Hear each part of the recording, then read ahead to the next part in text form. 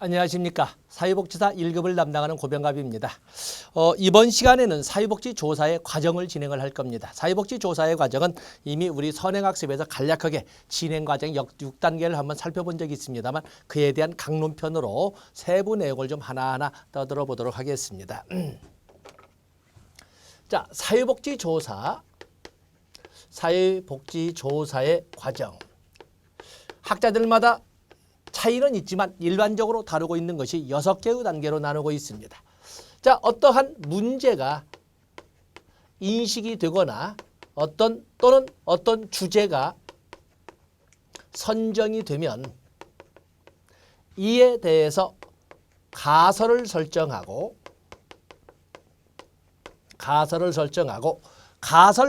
설정된 가설을 입증하기 위하여 가설을 입증하기 위한 사전 각본을 짜게 되는데 그것을 우리가 조사 설계라고 합니다. 조사 설계에는 설명적 조사 설계도 있고 탐색적 조사 설계도 있고 또 그런가 하면 실험적 조사 설계도 있고 다양한 유형으로 나누고 있습니다만 보통 우리의 시험 범위로 본다면 조사 설계 중에 실험적 조사 설계이기 때문에 출제될 적에 조사 설계라고 나오기보다는 오히려 실험적 조사 설계에서 실험 설계로 출제되는 경우가 훨씬 더 많다는 것도 알아주시면 됩니다. 그러나 큰 틀로 본다면 조사 설계라고 설명할 수 있죠. 이렇게 해서 사전 각본을 짜게 되면 그 각본에 의해서 조사할 대상을 수집하게 되는데 바로 이건 자료의 수집에서 각본대로 자료의 수집이 있게 됩니다. 그리고 5번째 단계가 수집된 자료의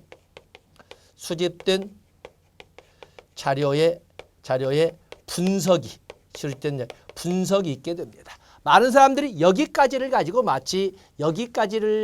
사회복지 조사를 하는데 그러지 않죠. 우리가 앞에서 본 것처럼 적어도 사회복지 조사를 포함한 조사라고 하는 것은 외부로 공개되지 않으면 조사라고 인정되지 못합니다. 그렇기 때문에 이에 대한 분석 자료를 가지고 보고서를 작성해서 외부에 공개를 하는 여기 단계까지가 되어야 사회복지 조사라고 하고 있는 것입니다. 그래서 우리가 앞에 봤던 사회복지 조사의 과정으로 6단계를 설정을 해봤습니다. 자, 이제는 우리가 하나하나의 강론으로 할 적에 주로 출제가 되는 것은 바로 이 3개의 영역이 되겠습니다. 각각의 영역을 보면은 문제가 인식되고 주제를 선정한다. 그리고 그거에 의해서 가설을 설정한다라고 하는 것은 자, 이것은 보통 기존의 이론의 영역을 가지고 기존의 이론에 비해서 또는 기존의 이론을 기초로 해서 살펴봤더니 문제가 되네라고 하는 이론의 영역이라고 합니다. 그리고 이 이론의 바탕 또는 원리의 바탕을 하고 가설을 설정하고 그리고 사전 각본인 조사 설계를 한 다음에 자료를 수집하는 것은 이건 조사 방법론의 영역이라고 이렇게 설명할 수가 있습니다. 그리고 수집된 자료를 분석하는 것은 이건 통계학의 영역입니다. 통계학.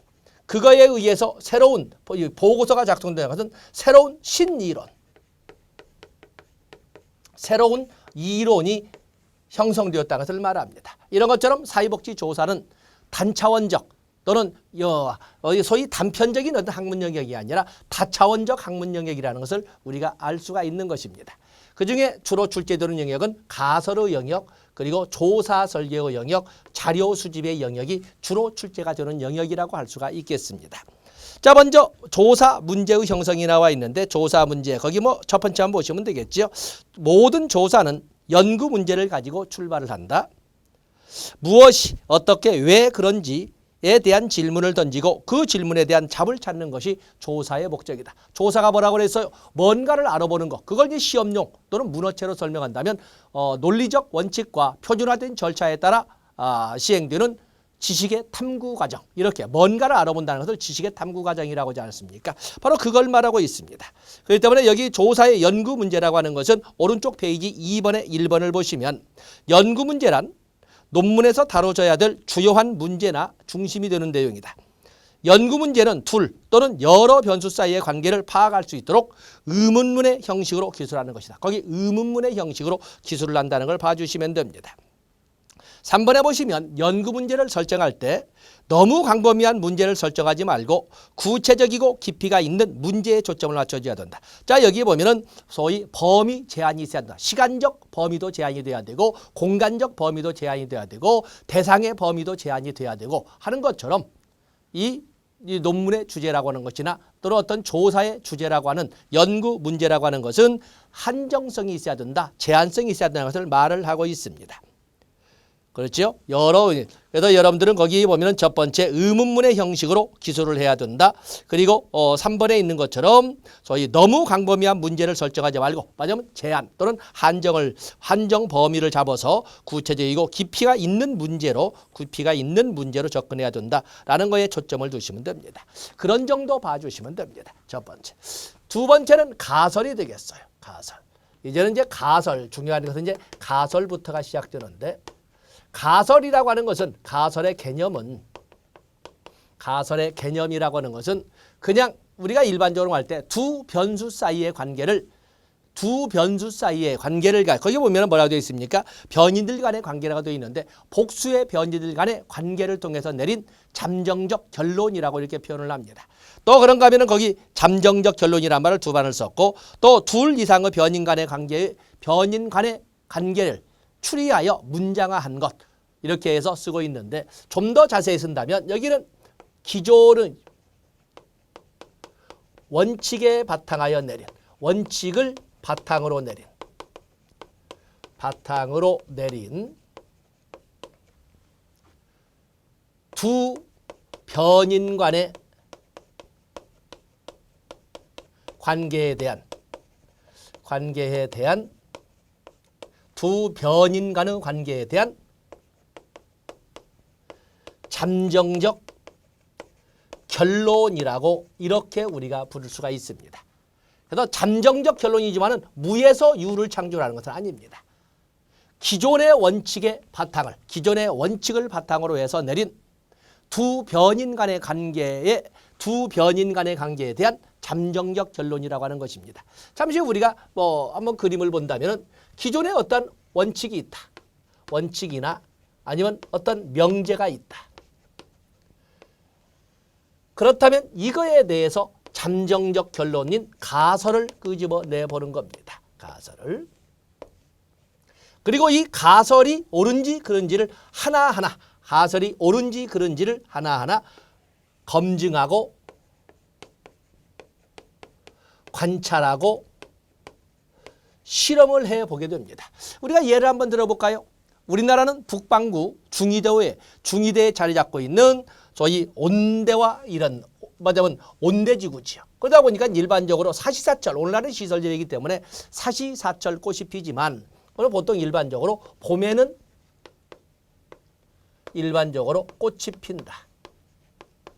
꽃이 핀다. 봄에는 꽃이 핀다. 라고 이런 하나의 자연의 법칙을 제시할 수 있습니다. 바로 이런 자연의 원칙, 자연의 섭리라고 하는 이런 생태계의 원칙을 바탕으로 해서 가설을 설정해 보는 거죠. 봄에는 꽃이 핀다는 하나의 명제이자 자연의 법칙인데 이거에 대해서 겨울에도 그냥 이렇게 여기에도 보면은 봄의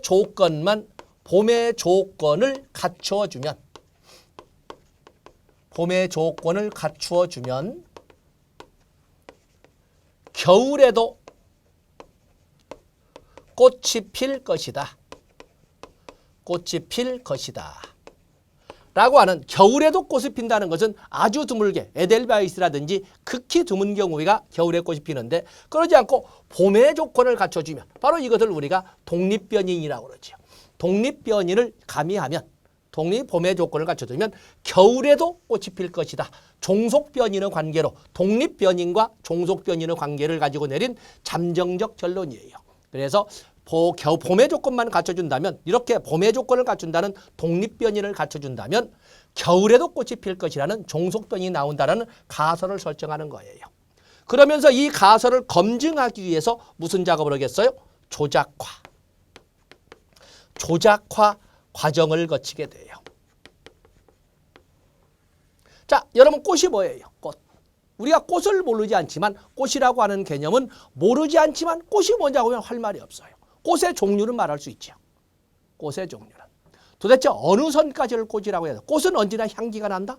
우리가 보는 시체꽃 같은 데는 아주 시체가 썩는 냄새 역겨워도 맡을 수 없는 이런 꽃도 있다고 하는데 그것도 꽃이라고 해야 되는가 하는 문제가 있지 않습니까? 그렇게 해서 이 꽃이라고 하는 애매모호한 추상적인 이런 개념을 우리가 앞에서 본 것처럼 개념적 정의라고 이렇게 추상화된 이런 그 개념을 좀 더 구체적으로 해서 조작화 과정을 위해서 뭘 동원해? 꽃에 대해서 장미도 가져다 놓고 코스모스도 가져다 놓고 철쭉도 가져다 놓고 또 동백도 가져다 놓고 또는 뭐 등등등 수없이 많은 꽃을 가져다 놓고 하나하나 검증하고 하나하나 실험해 보는 거예요. 장미에게도 한겨울에 봄의 조건을 갖춰놓고 꽃이 피는지를 보고 동백도 봄의 조건을 갖춰놓고 꽃이 피어 동백은 또 겨울 늦겨울에 피지요. 이런 것처럼 하나하나 검증을 하는 거예요. 자, 이렇게 할 때 이 가설이라고 하는 그렇기 때문에 가설이라고 하는 것은 그냥 무에서 유를 창조하는 것이 아니라 기존에 있던 자연 법칙이든 아니면 사회과학을 통해서 증명된 법칙이든 간에 기존의 법칙에 바탕을 두고 내린 잠정적 결론이라 하고 잠정적 결론이 맞는지 아닌지를 하나하나 검증하기 위한 이 과정을 딱 이렇게 나가는 이렇게 진행되는 논리적인 법칙을 우리는 연역법이라고 하는 거죠. 연역법이라고 하는 겁니다. 그래서 기존의 원리의 바탕을 두고 그 원리에 맞는지 아닌지를 구체적인 사실 하나하나를 검증해가는 절차를 이렇게 연역법이라고 그러죠. 그렇게 해서 이 검증이 되면 그야말로 보다 들든 서로 소위 신이론이 새로운 법칙이 이렇게 만들어지지 않겠습니까? 그런데 이런 하나하나를 검증하고 관찰하고 실험을 하다 보니까 어떠한 공통점이 나왔어요. 공통점. 경험의 일반화라고 표현하는 어떠한 공통점이 나왔어요. 어떤 공통점이. 가만히 보니까 이렇게 겨울에도 봄의 조건을 갖춰놓고 꽃이 피는지를 살펴봤더니 구근으로 된 꽃과 실뿌리로 된 꽃, 아니면 얇은 잎으로 된 것과 두터운 잎으로 된 꽃, 이런 것 등등에 의해서 차이가 있더라는 거죠. 묘한 공통점이 나오더라는 거예요. 그래서 그걸 바탕으로 해서 겨울에 봄의 조건을 갖춘다 하더라도 구근으로 된 뿌리는 좀 시간이 오래 걸리고 실뿌리로 된 것은 시간이 좀 짧게 걸리고 등등등 어떠한 특징이 보여주더라는 거죠. 그래서 그걸 바탕으로 또 새로운 이론이나 새로운 법칙을 이렇게 만들어 갈 수도 있는데 이런 것처럼 이렇게 진행되는 과정은 구체적인 사실 하나하나의 검증이나 관찰을 통해서 공통점을 찾아내고 그걸 바탕으로 해서 새로운 원리를 찾아가는 A도 죽었다. B도 죽었다. C도 죽었다. A도 사람이었다. B도 사람이었다. C도 사람이었다. 아하, 사람은 죽는다. 이렇게 결론이 떨어지니까 이건 귀납적 접근이라고 하는 것입니다. 귀납법. 그렇기 때문에 우리가 논리학으로 설명이 될 때 연역법과 사회복지조사론에서 연역법과 귀납법을 사용하게 되는데 연역법과 귀납법은 소위 대별적 이런 그 소위 분리의 개념이 아니라 서로 연속선상에 있으면서 무엇이 먼저라고 말할 수 없는 거 아니겠습니까? 상호 보완적 관계에 있는 것이다 라고 설명할 수가 있는 것입니다. 그래서 이 가설의 개념은 이렇게 해서 두 개 이상의 변이들 간의 관계를 기존의 원칙이나 기존의 원리나 기존의 법칙에 근거하여 내린 잠정적 결론이라고 이렇게 설명할 수가 있는 것입니다. 그래서 가설 그 개념을 이렇게 증명해 주시고 다음에 페이지를 넘어가 보시면 중요한 것이 첫째 줄에 보면 가설, 현장 연구에서는 실행 가설을, 실험 연구에서는 영가설과 대체 가설을 주로 쓴다라고 되어 있는데 지금 이 말을 그 단답으로 이제 그것도 여러분이 암기하시지만 가설이라고 하는 것은 하나만 설정되는 것은 아니라는 것입니다. 가설이라고 하는 것은 현장 연구에서는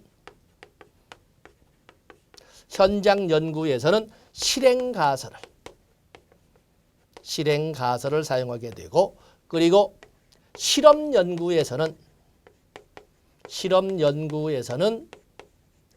영가설과 대체 가설을 같이 사용하고 있다라는 것을 알아주시면 됩니다. 결론은 뭐냐면 가설이라고 하는 것은 하나만 설정되는 것이 아니라 여러 개가 설정될 수도 있다. 이 말을 여러분들이 적어 놓으셔야 됩니다. 그래서 가설은 하나만 설정되는 것이 아니다. 여러 개가 같이 설정될 수도 있다는 것을 여러분들이 알아주시면 됩니다. 그다음에 중요한 것은 그 밑에 있는 가설 진술이 나와 있는데 가설 진술을 제가 10개를 제시를 했습니다. 그중에 뭐 변인, 2개 변인 간의 관계로 진술한다.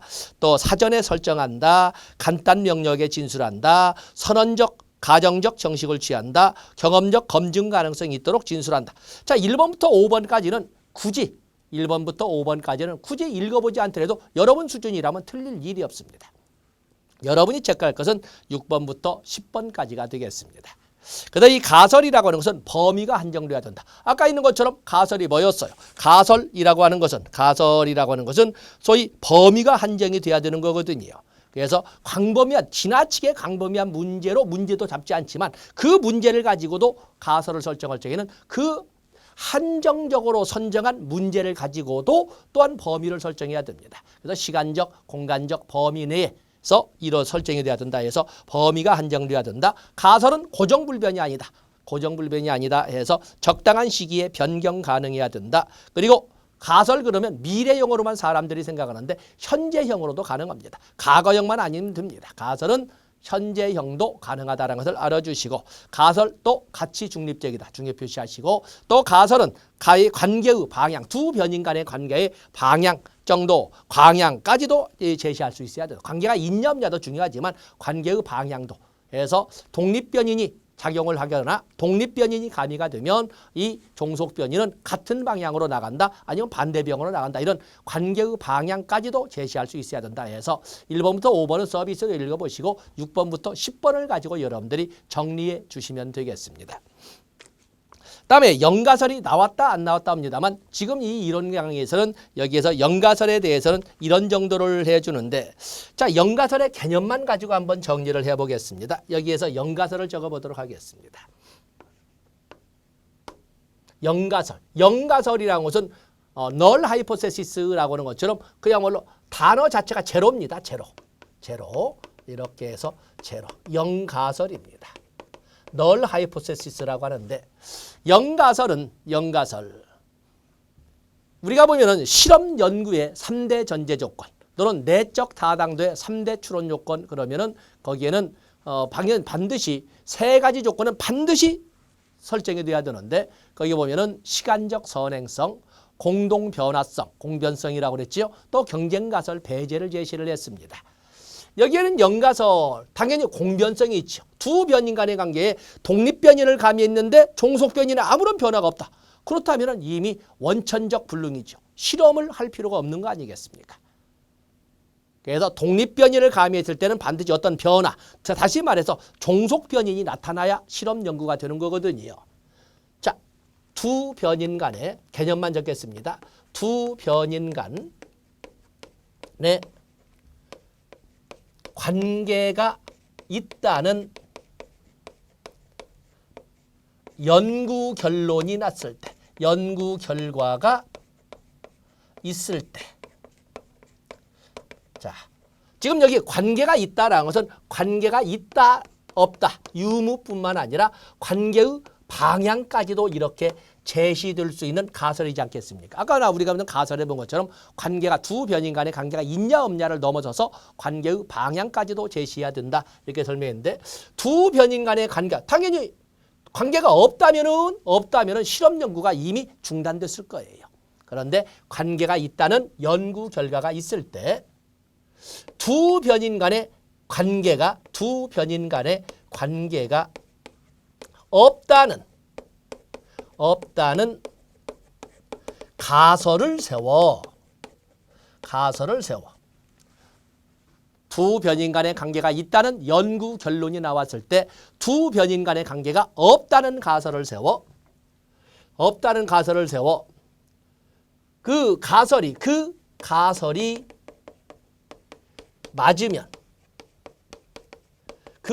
맞으면 결론적으로 뭐예요? 연구 결론이 잘못 나왔다는 거죠. 연구가 잘못되었다는 거예요. 연구가 조작되었다든지 연구가 잘못 나왔다는 거예요. 때문에 그 가설이 맞으면 그 가설을 받아들이고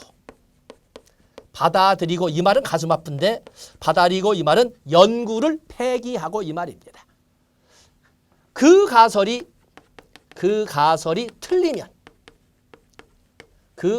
틀리면 그 가설을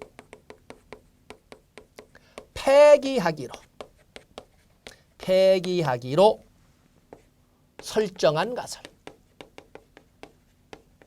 설정한 가설을 영가설이라고 합니다. 자, 여기에 보면은 여기 두 변인 간의 관계가 있다는 연구 결론이 났을 때 바로 이걸 실험 연구라고 합니다. 어떤 연구 결과가 끝났을 때 두 변인 간의 관계가 없다는 가설을 세워. 이게 바로 영가설입니다. 맞으면 영가설은 연구 결론과 정반대되는 결론으로 가설을 세우는 거예요. 그 가설이 맞으면 불행하게도 연구가 잘못되었다는 결론이 나왔기 때문에 연구는 폐기하고 그 가설을 받아들이고 그 가설을 받은 것을 가설의 수인이라고 합니다. 그 가설이 틀리면 이건 연구 결론이 맞았다는 거죠. 이건 잔치할 일입니다. 그렇기 때문에 그 가설을 폐기하기로 기각이라고 합니다. 하여 두 변인 간의 관계로 내린 잠정적 결론을 영가설, 널 하이포테시스, 당초 가설 또는 무로 돌아간다, 귀무가설 또는 본래로 돌아간다, 원가설 등으로 불리우는 것이 영가설이 되겠어요. 때문에 영가설을 설정할 적에 연구를 20년 동안, 연구를 평생 동안 했던 사람의 입장에서는 그야말로 가슴이 터질 정도로 불안한 그런 상태지요. 내가 내 연구 결론과 정반대의 가설을 세웠는데 이 가설이 맞을까? 혹시라도 이 가설이 틀려서 영가설이 맞으면 어떻지? 이런 과정에서 그 영가설이 틀렸다고 나올 적에 얼마나 환희가 되겠어요. 영가설의 목적은 가설의 기각, 말은 내가 목적이라고 했던 이 영가설을 설정하는 연구자의 염원은 영가설이 틀려서 버려지기를 염원하는 데 있어요. 그래서 문제가 나올 적에 영가설 설정의 목적은 어디에 있다? 바로 영가설이 버려지는 데 있다라고 이렇게 설명하고 있는 것입니다. 자, 이 시간에는 이렇게 영가설의 이런 개념만 가지고 보고 자, 교재를 보겠습니다. 그래서 거기 영가설에 대해서 쭉 개념을 적어놨습니다. 그리고 오른쪽에 보면 영가설이 맞았는지 틀렸는지를 이렇게 설명을 하는데 그런데도 사람이 신이 아니다 보니까 틀리는 경우도 있더라는 것입니다. 거기 보시면 영가설 거기에 보시면 1종 오류와 2종 오류가 나와 있는데 영가설 거기는 중요 표시하셔야 됩니다. 영가설의 1종 오류라고 하는 것은 거기 영가설의 1종 오류가 나와 있죠. 영가설이 참임에도 불구하고 영가설이 참이라는 것은 영가설이 맞았음에도 불구하고 연구 결론이 틀렸다는 거죠. 영가설이 맞았음에도 불구하고 이를 부정함으로써 발생하는 오류. 사실은 황우석 박사의 인간 배아 실험의 문제가 바로 제1종 오류에 해당이 됩니다. 황우석 박사는 소위 인간 배아 이런 실험을 하면서 여성으로부터 250여 개의 난자를 기증을 받죠. 여성들이 난자를 기증한다는 것은 정말 헌신 아닙니까? 그런데 이 황우석 박사가 다른 많은 동물 실험이나 이런 걸 할 적에 머리로 생각할 때 난자에 뭔가를 가면 분명히 어떠한 변화가 나온다라고 이렇게 연구 결론이 사실은 시간적 선행속으로 먼저 난자에다가 독립변이를 가미했을 때 어떤 변화가 나온다. 이런 시간적 선행성으로 독립변이를 먼저 가미해보고 어떤 변화가 나왔다는 것을 이렇게 논문으로 써내야 되는데 논문을 쓰기 전에 이미 머릿속에는 그림이 그려진 거예요. 인간배아에 어떤 조작을 하면 분명히 이런 변화가 나온다라고 종속변이 나와 있는 거예요. 그래서 인간배아 실험을 하면서 여성의 난자, 기증받은 난자를 가지고 계속 거꾸로 종속변이를 찾아간 것이 아니라 거꾸로 종속변이를 내려놓고 즉 논문 결론을 내려놓고 무엇을 가미하면 이 결론이 나오지? 라고 거꾸로 연구하기 시작한 거였어요. 물론 우리 관료제의 병폐로서 행정론에서 배우겠습니다만 관료제의 병폐로서 주어진 예산 범위 내에서 주어진 기일까지 논문 보고서가 나가야 되니까 그러기도 하겠지만 그럴 수도 있다라고 우리가 편을 들어줄 수 있지만 근데 실질적으로 영가설을 설정해 놓고 보면은 사실은 영가설이 옳고 황우석 박사가 머릿속으로 그려낸 논문의 가정, 말하자면 그 가설적 이런 논문 결론은 옳지 않은 거예요. 그럼에도 불구하고 돈은 이미 타왔기 때문에 20억을 타왔기 때문에 논문이 인간 여자의 난자의 어떤 독립변인을 가면 이런 변화가 나옵니다. 라고 이렇게 보고서가 올라갔던 거였어요. 그런데 거기에 휘슬블로우가 등장한 거죠. 내부 고발자가 등장을 했고 또 실질적으로 국제적 학술지에서 그걸 검증하는 과정에서 아니네 라고 반박하는 부정하는 이런 논문이 나온 거였어요. 그렇게 해서 황우석 박사에 대한 신뢰, 투명성 이런 것이 사라진 거죠. 바로 제1종 오류에 관련된 거였어요. 그래서 영가설이 틀렸음에도 불구하고 다시 말해서 연구 논문이 틀렸음에도 불구하고 영가설이 거꾸로 연구 논문이 맞고 영가설이 맞았다라고 이렇게 부정함으로써 생기는 실수라고 하지만 사실은 실수라기보다는 사실은 고의성이 있는 거죠. 바로 그것을 제1종 오류, 알파 오류라고 합니다. 2종 오류라고 하는 것은 이건 참 있어서는 안 되는 거죠. 가슴 아픈 일입니다. 2종 오류는 영가설이 틀렸습니다. 영가설이 틀렸다. 다시 말해서 영가설이 틀렸으니까 20년, 30년 동안 했던 연구가 맞았다는 거예요. 옳았다는 거예요. 그럼에도 불구하고 영가설이 옳은 줄 알고 영가설이 맞는 줄 알고 연구논문을 폐지하고 자살해버린 경우도 생기는 거예요. 정말 있어서는 안 되는 가슴 아픈 일이죠. 이건 인간의 실수죠. 진짜 이건 인간의 실수입니다. 거기 볼까요? 영가설이 거짓, 사실은 틀렸음에도 불구하고 영가설이 맞았다고 착각함으로써 연구 논문을 폐기한다든지 아니면은 그야말로 자살을 해버리는 이런 가슴 아픈 과정에서 나타나는 오류는 2종 오류, 베타 오류라고 합니다. 거짓인, 다시는 또는 잘못된, 틀린 영가설을 참으로 오판하는 오류로 대립가설을 기각하는 경우이다. 대립가설은 가설을 설정하되 연구 결론과 똑같은 가설을 설정하는 것을 대립가설이라고 설명하고 있는 것입니다. 그래서 우리가 보면은 결국에 사회복지조사의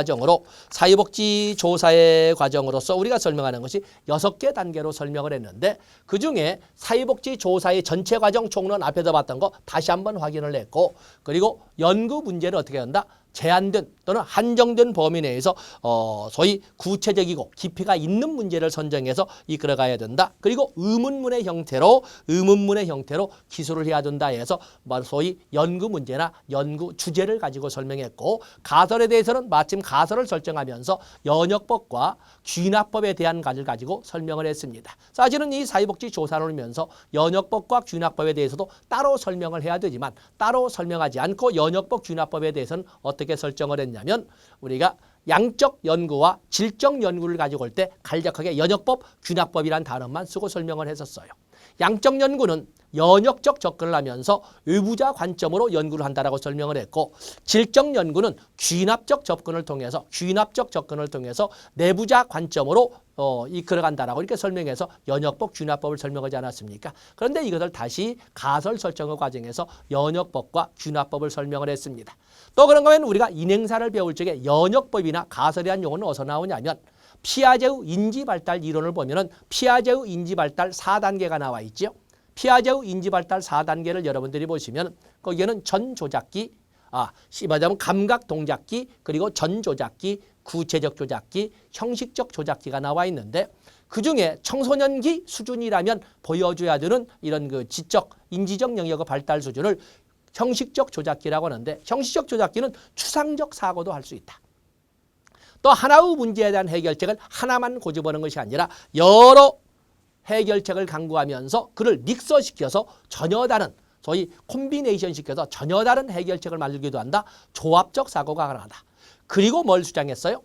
가설을 보편적으로 사용하면서 가설을 이용한 연역적 사고도 할 줄 안다. 해서 형식적 조작기의 특징 또는 청소년기의 인지발달의 특징으로 가설 연역적 사고를 만들었습니다. 바로 이 가설 연역적 사고를 미래지향적 사고 또는 가능성 지향적 사고라고 설명하기도 하고 예측 가능성 사고 이렇게 설명하기도 했습니다. 그래서 마침 연역법, 법이란 말이 소위 연역법과 균화법을 설명하는 것을 가설을 통해서 같이 우리가 살펴본 것입니다. 자, 이 시간에는 사회복지조사의 과정 첫 번째, 두 번째 단계에서 가설 설정까지 살펴봤고, 그리고 다음 시간에 이제는 세 번째 단계로 조사 설계에 대해서 살펴보도록 하겠습니다. 고맙습니다.